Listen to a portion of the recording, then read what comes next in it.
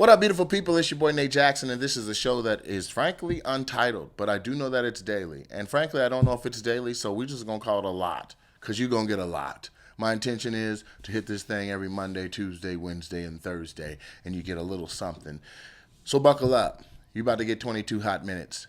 It's like watching a TV show with no commercials. 22 hot minutes, we're going to jump through some topics. First topic I want to talk about is Chris Brown doing $1,000 meet and greet tickets, $1,000 to take a picture with Chris Brown. A lot of people got a problem with this. A lot of people say, why would it be $1,000? Come on, Breezy. Why don't you make it accessible for everybody? But let me tell you something.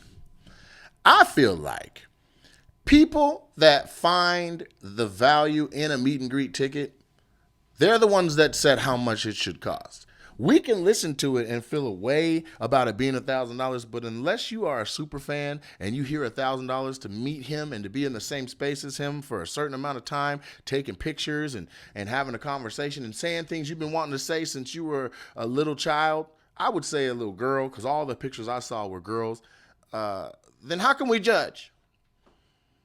I'm working hard so that I can be $1,000 meet and greet picture too. Save your money now, y'all. Put $1 away a day. And in 3.5 years, you can afford a picture with me. I mean, it sounds crazy when you say it like that. Maybe Chris is out of line.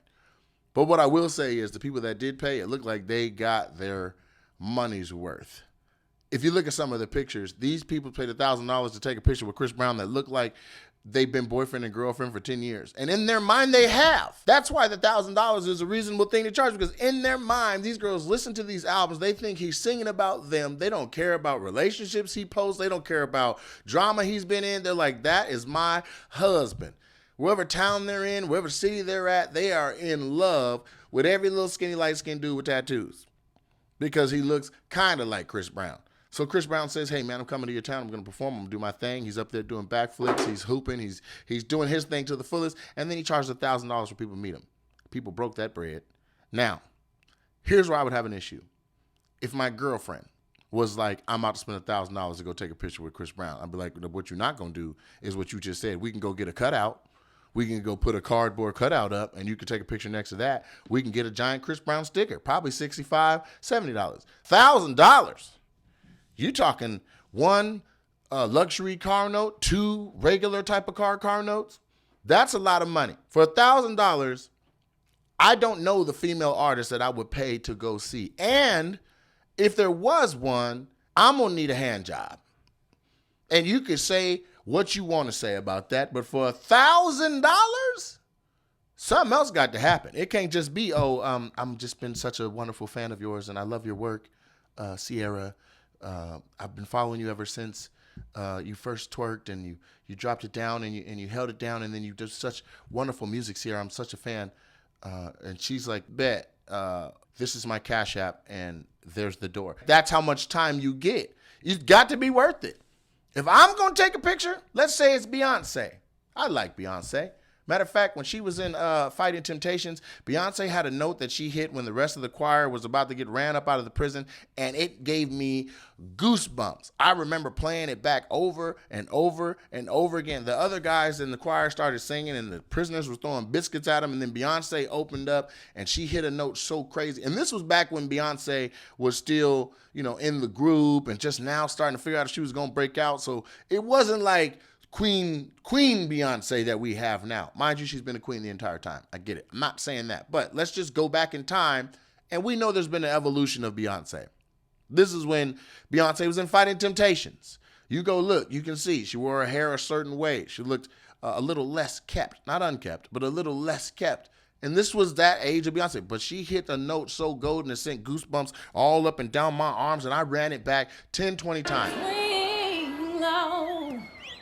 Sweet chariot, coming forth to carry me home. Swing low, sweet, sweet, sweet chariot, coming forth to carry me home. Was that worth $1,000 meet and greet for me? Absolutely not. Absolutely with a capital A. Okay, with two souls in it. Absolutely. You see how I hesitated? Because that's what I would have done if I went to go say I want to come to the meeting and it says $1,000. I said absolutely not. That's a stuttering amount of money. $1,000 is a lot of goddamn money. We're talking 10 hundreds. That's too much money. That's 2050s. Do the math on how many dubs that is. How many tens is that? My God. I know it's 1,000 singles. That's too much money. I don't know what it would have to be, but if I was going to do $1,000 meet and greet with Beyonce, the Queen Bee, maybe if Jay-Z was there too, maybe if I can get a bunch of shit signed, maybe if I can we got to make some type of contact. Some type of contact got to happen. For $1,000, my love language better take place in that room, okay? Physical touch and some gift giving. I need to receive something, and she's gonna have to rub my arm from the elbow to the wrist. She's gonna have to rub down my arm and say, "Thank you for being a fan of mine," and then kiss me on the neck. I want the real goosebumps. For $1,000, Beyonce can rub me from the elbow to the wrist and kiss me on the neck. Okay? Now that's nice of me because I'm not going to do what Kevin Gates said he was going to do. That's a lot. $1,000. Now think about that from the vantage point of the person who's a super fan of someone else. I know somebody who's a Trey Songz fan. She'll pay $1,000 to let Trey Songz spit in her mouth. You saw the video. Maybe you didn't, but Trey Songz was spitting in somebody's mouth in the name of love. It was all erotic, and then he just spit in this young lady's mouth. His entire fan base went crazy. They're like, he's out here spitting in mouths? Oh my God. Line me up. There's a spit line. There's a meet and greet with just a handshake and a salutation. That's $50. And then the meet and greet with the handshake, salutation, and spit in the mouth, $120. They want that DNA on them, y'all. So I don't know what to tell you in regards to that $1,000, but I do know if you hear that and you start talking smack about the person that paid it, you out of line because you don't know how it is. Some of us, our age group, we grew up on Usher. We grew up on, some older than me, you grew up on Skinny Luther. Older than that, Fat Luther. Some people grew up and they love everything Jagged Edge. That's who they grew up on. There's an entire age group of girls that grew up to where Chris Brown is their Michael Jackson. And that's the thing. I think about the $1,000. You got to put what artist is with that. People pay $1,000 for Coachella tickets. Would you pay $1,000 to have a sit down with the Tupac hologram, and it actually answers you and it has artificial intelligence and has a real conversation with you? What would you be willing to pay $1,000 for associated with an artist? That's a real question. I'm an avid fan of Nipsey Hussle, not only for the music, but for what he was doing in his community, for what he did business-wise, what he had vision-wise, what him and Black Sam and the rest of the crew were doing there, with All Money In and their vision.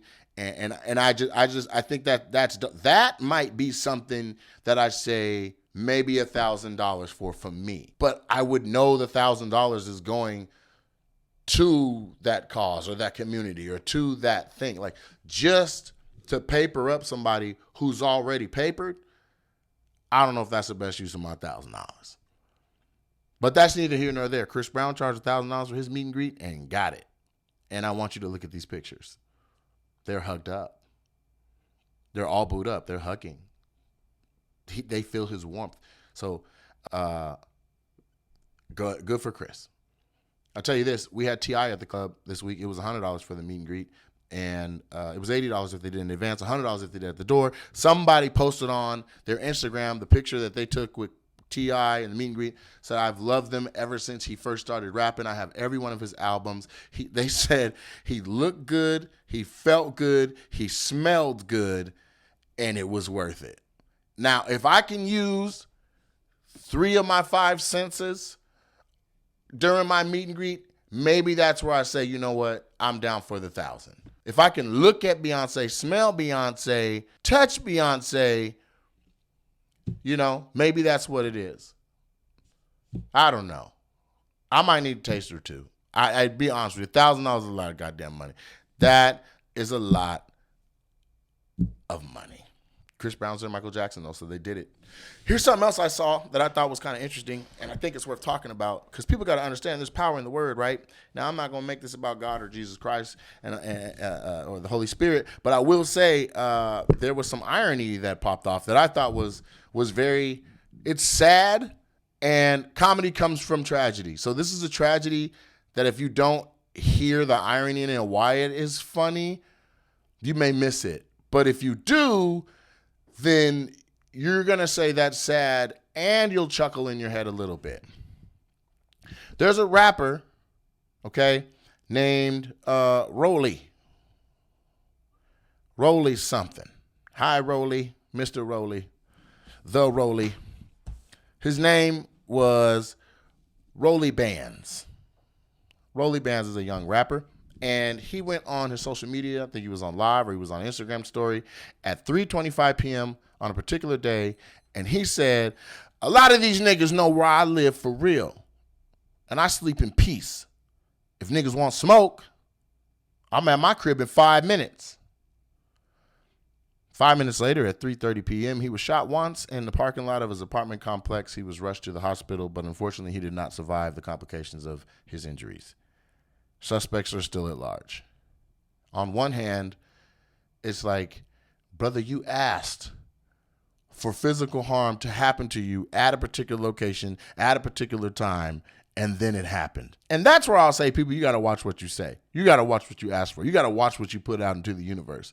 Please just speak positivity. Like, I want this show to be something that people come into and they check on and they peep all the time. I want this to be a part of your regular things that you consume. I think that will be dope. I know I'm dope enough for that. You just have to settle on in. Put your earbuds to it. Lean forward with your ears and pay attention to me. Just scoot to the front and listen, because this is going to be dope.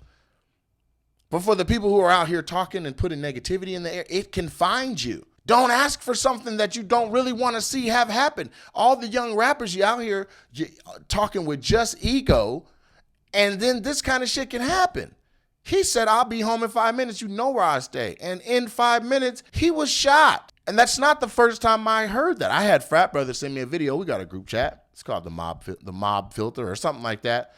And the brothers, they sent me a video. It's of a dude. He's in the hood holding a sign. He's dancing in front of a sign of another hood, saying like, they ain't gonna touch me, ain't gonna do nothing, ain't nobody gonna say nothing. I'm over here in their hood. He was live at say 4 p.m. 4:03, they were on his ass. Walked right out to the sign at the beginning of their neighborhood and was like, you think you're just gonna be out here set tripping on us like that? That young man is no longer with us either.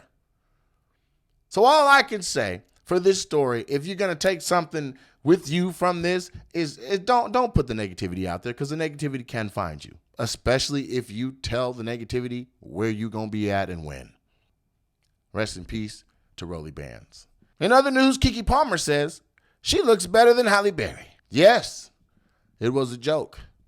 Yes, she has a new movie coming out and she's promoting that, and the name of the movie is Nope, and that is also exactly what I said when I heard Keke Palmer say that everyone says she looks like Halle Berry. I was like, nope. Nope, you don't. You don't look like no goddamn Halle Berry. You are beautiful, Keke. Yes, you can get it. Okay? Prestidigitacious. I saw you. That's the word that you said when you wanted Keelan to be. I was little when you was little. So I'd imagine that we both grown now. But what you not going to do is come for Halle Berry. Halle Berry got songs about her.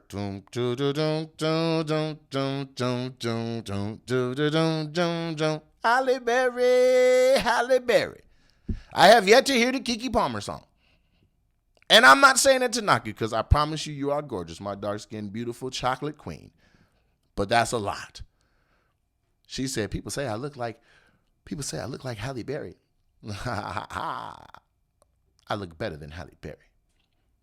We knew the first part was a joke. Everything leading up to the laugh. That's the setup, a punchline, and then the response. But that serious face, I look better. I'm like, wait a minute. That's a lot to take. That's a lot to bite off and chew. Do I believe it? Nope. Go see the movie. Nope. That's what it's called. Check that out. Keke Palmer's cute, though. She's super cute. And here's the thing. This is what I like about Keke Palmer. I like that Keke Palmer has hella personality. Like Keke Palmer seems like she will be dope around your people, around your friends, around your parents. You could take her to your church. Y'all could do game night. All the sexy time stuff probably gonna be popping. That all seems like Keke Palmer would be dope. Now, in all the years that everybody's been looking at Halle Berry and saying she's the most beautiful this and the most beautiful that, you don't see a lot of content of Halle Berry just being silly, goofy, just loosening up and being herself. She's always just kind of, maintaining her sexy, which is fine, I guess, if you're the kind of guy that wants a girl that just sits there and looks pretty. But I want the girl we could go double dutch, that we could pillow fight. We can, she might take out the recycle bin on a Monday night. That's my kind of girl, a hands-on, funny, involved, invested in a relationship type of girl. I like that. That's the type of girl that I got, and I'm happy about that. But this whole, if we're just gonna talk about looks, I don't know. To me, nope. To you, maybe yes. I'm sure the comments are gonna fire up. Don't be talking about Keke like that. You better leave Keke alone. Let me tell you something.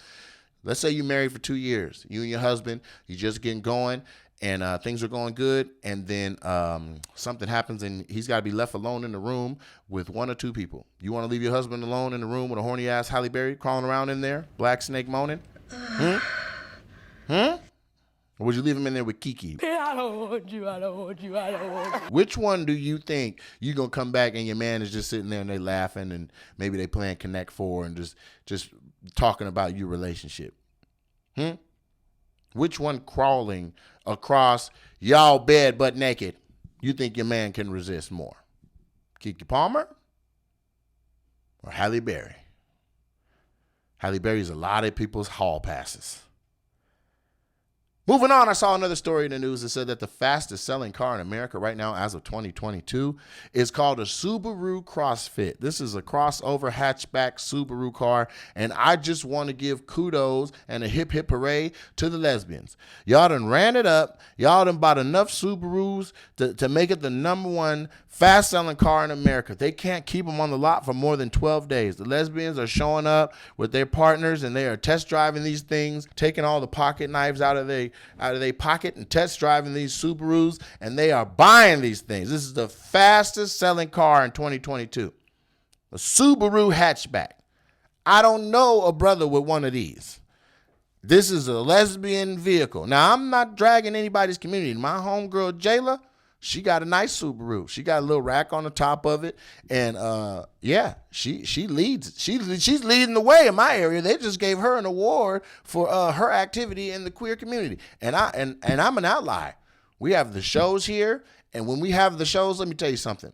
You may think I'm pushing a stereotype, but my parking lot is full of them Subaru hatchbacks. My security be catching like 20 to 30 little bitty pocket knives. Now, I don't know what it is about lesbians and pocket knives. Maybe it's the utility of being able to trim a fingernail, cut a branch, and also unscrew something all at the same time.